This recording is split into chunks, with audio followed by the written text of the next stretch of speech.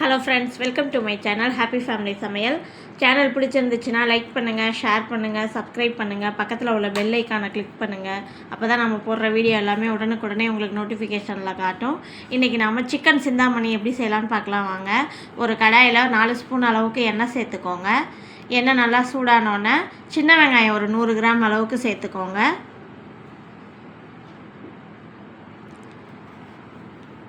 இது சின்ன வெங்காயத்தில் தான் செய்யணும், அப்போ தான் டேஸ்ட்டு நல்லாயிருக்கும்.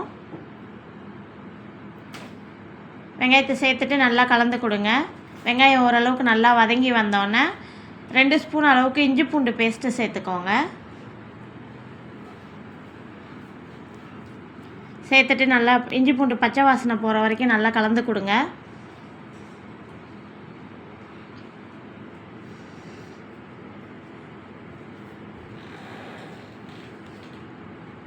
அடுப்பை மீடியம் ஃப்ளேமில் வச்சுக்கோங்க, இல்லாட்டி இஞ்சி பூண்டு பேஸ்ட்டு போட்டோன்னே டக்குன்னு அடி பிடிக்க ஆரம்பிச்சிடும்.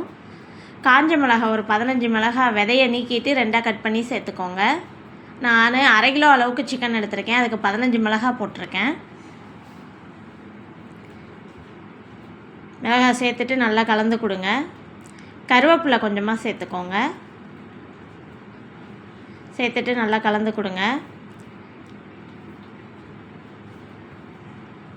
இதுக்கு மசாலாலாம் எதுவுமே ஆட் பண்ண போகிறதில்ல, வெறும் வரமிளகா காரம் மட்டும்தான். அதனால் உங்கள் காரத்துக்கு ஏற்ற மாதிரி மிளகா கூட்டி குறைச்சி சேர்த்துக்கோங்க.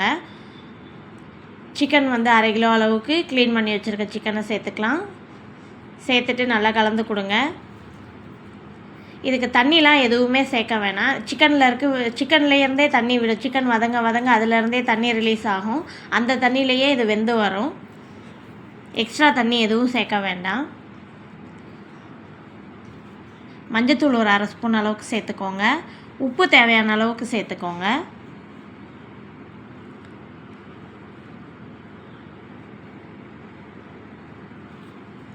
உப்பு சேர்த்துட்டு நல்லா கலந்து கொடுங்க.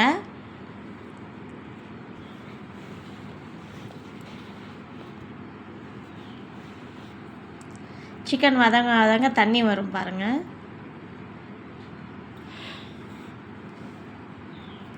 அடுப்பை சிம்மில் வச்சுட்டு ஒரு தட்டு போட்டு மூடி வச்சு வேக வைங்க.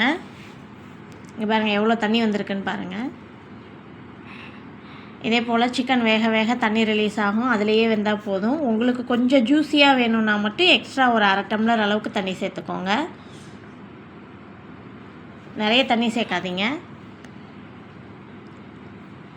சிக்கன் எல்லாம் நல்லா வந்தோடனே தேங்காவை நீளமாக கட் பண்ணி சேர்த்துக்கோங்க.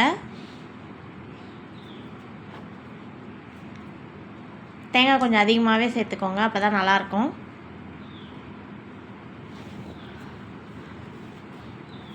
அவ்வளோதான் ஃப்ரெண்ட்ஸ், நம்மளோட சிக்கன் சிந்தாமணி ரெடி ஆகிடுச்சு. வீட்டில் செஞ்சு பார்த்துட்டு கமெண்ட் பண்ணுங்கள். சேனல் பிடிச்சிருந்துச்சுன்னா லைக் பண்ணுங்கள், ஷேர் பண்ணுங்கள், சப்ஸ்கிரைப் பண்ணுங்கள். தேங்க்ஸ் ஃபார் வாட்சிங்.